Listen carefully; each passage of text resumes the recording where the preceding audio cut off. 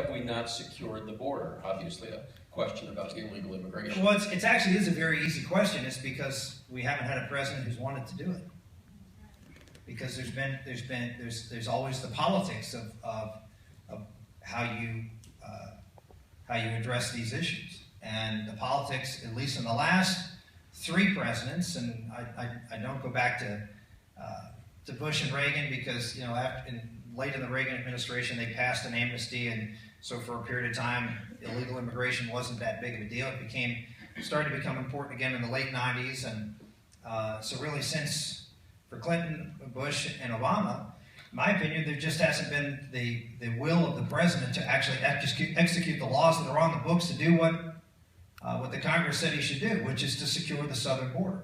It is not secure, and I certainly, this president is not going to secure it. If you look at his policy at the border, he has a policy that if anybody comes across the border other than a Mexican, OTMs, other than Mexicans, they are caught, processed, and released into this country. If they're Mexicans caught on the border, they are returned. And so, not surprisingly, a majority of the people coming across the border now are other than Mexicans because the word is out.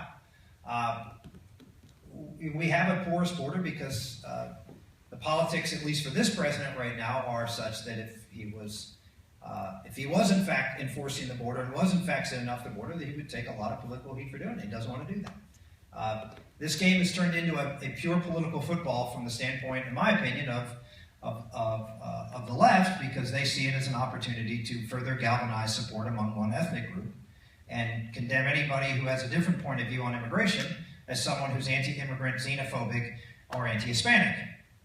In my opinion, none of which are true. Now, that's to say there may not be some people, but I think most of the folks who are out there arguing that we need to have an immigration system that works come from my perspective. And my perspective is that immigration law in this country should be the same as every other type of law in this country. When we pass a law in this country, what do we pass it for? If you want to advocate for a law, you advocate for a law saying, I think this law will what? Make America better, right?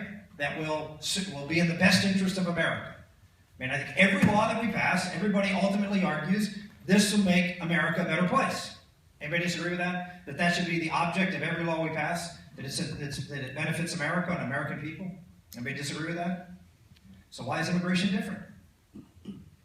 When we have a discussion on immigration, we never talk about what's in the best interest of America. The whole discussion on immigration is, what are you going to do with these poor people who are here in this country, and you're going to separate them if you send them home, and you're going to divide their families, and you're not going to round up all these people who are here illegally. The entire discussion has nothing to do with Americans. It all has to do with people who broke the law who are in this country. I think we need to have a discussion about, take a step back and say, well, this immigration system doesn't impact Americans. And what does that impact? Well, let's just look at the numbers. Over the last 20 years, there have been 35 million people who've come into this country, legally and illegally. That's the most of any 20-year period in American history. Now, that could be a good thing. It could be a bad thing. We have the highest percentage of people in this country who are not born in this country in 105 years. That could be a good thing. That could be a bad thing. We have more people in this country who are not born here than at any time in American history in raw numbers. Again, it could be a good thing or a bad thing. So, how do we analyze whether it's a good or bad thing? I would say that we need to look at the people who are most affected by immigration. But the numbers are pretty clear. The vast majority, 70 to 90%, depending on the numbers you believe, 70 to 90% of the people who come into this country legally and certainly illegally are wage earners. Either they're not earners at all, they're older and they don't work, but the predominance are wage earners, not entrepreneurs and folks who work at salaries, but in fact people who take jobs that are moderate to lower skilled. That's just a fact. Now, what has been the impact of 35 million, mostly wage earners, coming into this country over the last 20 years? Well, wages in this country have gone up about a nickel an hour per year for 25 years. It's the lowest growth of wages since the Great Depression. Okay? So some might say that the fact that wage growth has flatlined, and the fact that most Americans don't think they're getting ahead, in fact, most Americans think they're falling behind, may have something to do with 35 million people, about 10 or 11% of the population, coming into this country over the last 20 years. So one would be wage growth. Second, employment.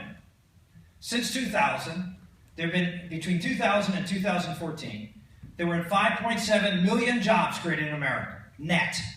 5.7 million jobs. What percentage in 2014, what percentage of those jobs, net, were held by people who weren't born here? Answer, all of them. There are fewer native-born Americans working today than there was in 2000, yet there's 17 million more in the workforce. So you can say, well, you know, immigration is good and it helps the economy, and I'm not even talking about the impact on social service dollars, I'm not talking the impact on schools, of illegal immigrants, and the non-payment of tax. I'm just, put all that, let's just look at what's happened to the people in this country who feel like nobody cares about them.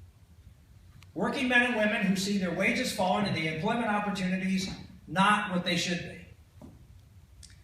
And that's why you see the anger, ladies and gentlemen, because it's real. Because the people who are out there working for a living, earning wages, feel it. And they're sick and tired of people telling them they're anti-Hispanic or they're haters and they're bigots because they're not getting ahead. And somebody needs to stand up and say, you know what, we need an immigration policy that works for America. And so I've taken the position that we need to look at our policy and we need to make sure that we enforce the law. I know that will bring hardship. And I know that's very difficult for Americans to deal with, because you have people in this country who are living here and they have children in some cases who were born in this country, and in fact, under the current law, they are citizens. And you can say, well, how can you break them up? Here's what I would say. This couple maybe has 2 or 3 children. If you walk outside this door and you go down to the come and go and you take money out of the cash register, and you get caught, you're going to get prosecuted and you may get sent to jail for a time. Should your excuse be, wait a minute, you're separating me from my family? Does that work in court? Why? Because we are a country of laws.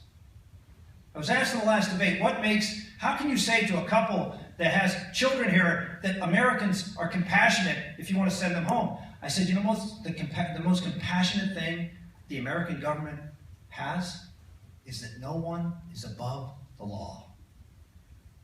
Not the president, not you, and not an immigrant. That's not uncompassionate. It's the reason people want to come here. Because we are not a government that says, well, we're going to treat you well because you're a friend of mine or you can vote for me, and we're going to treat other people less. No, the law is the great equalizer. And we have been convinced in this country, in this debate, that the law is somehow discriminating against people who broke the law to come here. They knew they were breaking the law. The people who have overstayed their visa knew they were breaking the law. And when they had children, they knew there was a chance that they were going to be separated from them. We are a compassionate people, but don't let compassion be confused with what justice and the rule of law is all about. And that's why I have the position I have. But let me push you.